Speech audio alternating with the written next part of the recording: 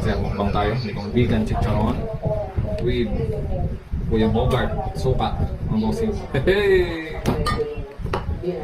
Sama-sama tayo matakam mga bossing. Lagyan natin ng mais. Chicharon. Ganda ng mais niya, no? Kapag yung proseso ng paggawa nito, yung tagal eh. Nilalaga pa, tapos binibilad pa sa araw, tutuyuin, pag natuyo na, doon pa lang siya pwede kainin mga bossing. Yung garlic flavor siya. Tapos lalagyan natin siya ng suka. Lalagyan muna natin. Kainin naman ng suka mga bossing. Yes! Palag-palag na mga bossing. Palag-palag.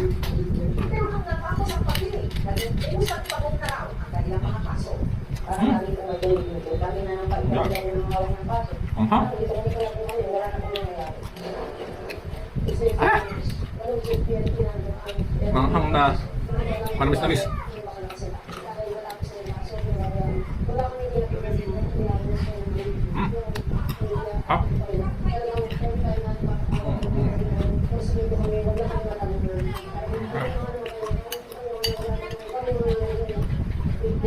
Mga bossing.